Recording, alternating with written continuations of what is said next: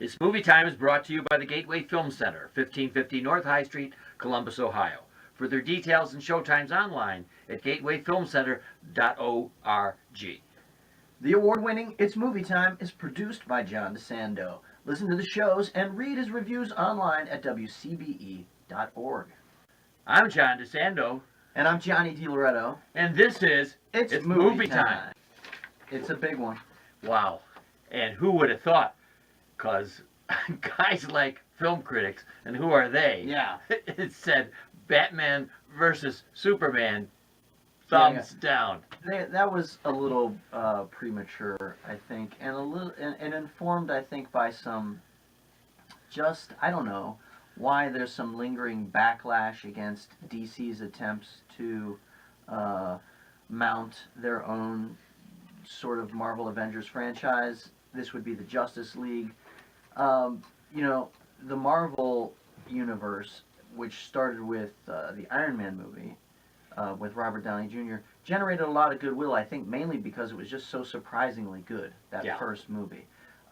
Leading up to their big team movie, The Avengers, which was also, beyond everyone's wildest expectations, supremely entertaining and smartly done. On the other hand, Christopher Nolan's Batman movies came to a close, and Warner Brothers and DC decided to relaunch Superman and, you know, do their own team stuff. Yeah. And it was just received poorly from the start. Yes, Zack Snyder is not a great director. Yeah, he's not Christopher Nolan. He's not Christopher Nolan.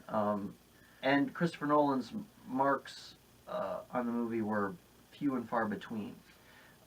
So that's where we are, and I think people are they have this bad taste in their mouth because it's Zack Snyder, and I do too. I'm not a fan of it. I think he mishandles the basic human stuff. He misses, it's there, you can see it, but he just doesn't know how to grasp it. I don't know if the guy has actually experienced a real emotion in his life. Well, one of my reactions is that I find it almost... I find the DC version, that will be the one we're talking about today. Yeah. Mm-hmm. Batman versus Superman, the Dawn of Justice. Yeah. I find it humorless. And I know what you're going to say immediately. Well, Jesse Eisenberg is playing Lex Luthor. And then I say to you, think about Gene Hackman. Why do you even need me? You're just going to say what I'm going to say? Well, we've already used up half the show with your introduction. Yeah, sorry. You cut that one out.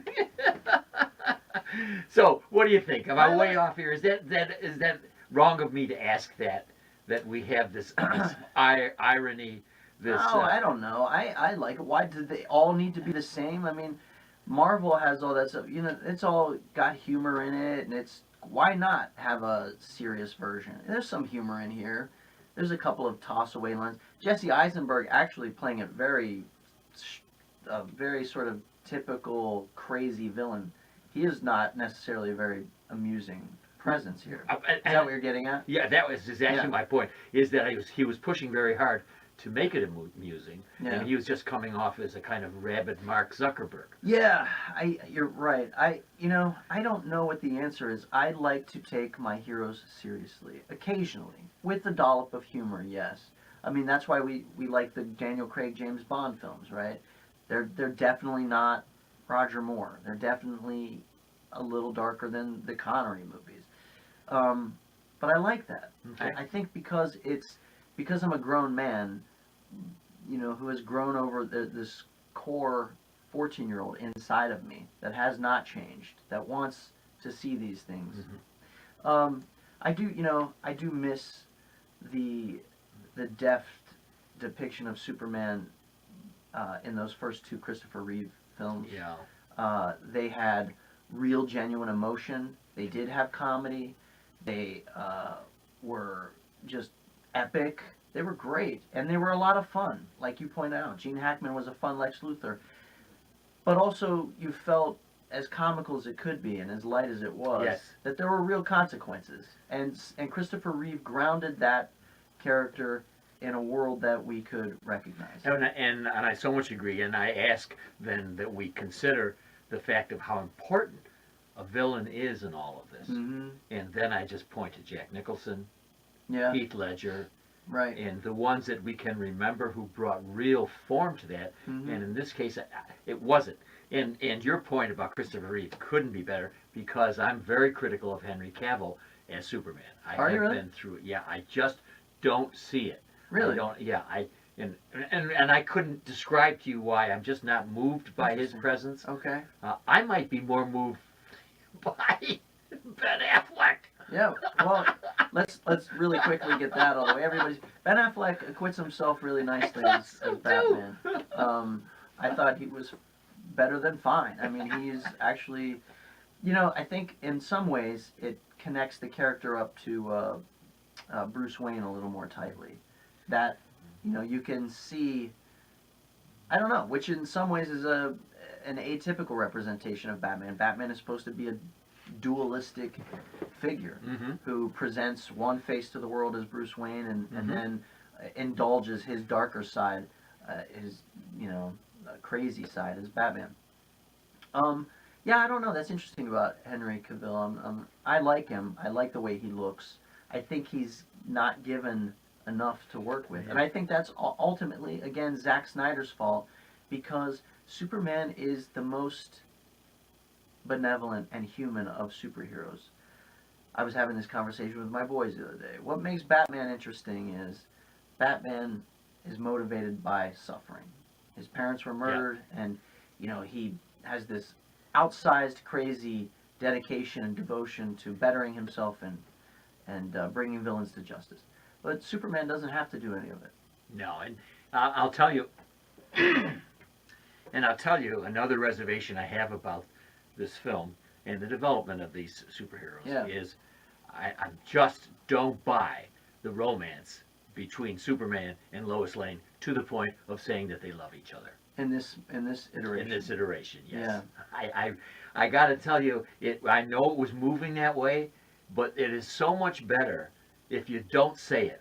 Right. Well, what they're doing is they're relying on the audience knowing that Superman loves Lois Lane. Yes. And you just accepting it rather than showing us Yeah. that they love each other. Yeah. Right. And you're right. That's kind of empty. When he swoops down to save her, it doesn't have that same. Which time? Yeah. One of the one of the three. I mean, really. Yeah, I know. We could tell Snyder one is fine. Yeah, one. Right. Everybody knows Superman finds Lois and saves her. He saves her in the most absurd way. And then another one that's absurd, when he saves the little girl in some foreign country. Yeah. Why do you see? I like that. And I understand why they do it. But what about the million other little girls who are in trouble? Right. Well, he just happened to catch that one on the news. I know that. I know it. I mean, see, that's in part. They're headed somewhere really fascinating with that character. It is interesting to think about. Well, geez, if he can do everything, like if he can hear everything, like what is the? They've only been able to, even in the Bryan Singer sort of reboot remake a few years back, they tap into this where he hovers above the planet and he listens to everything and he goes where he can and saves who he can. I think that's ultimately a mistake because you're making Superman too powerful. And again, you're moving it way far away from the Christopher Reeve iteration.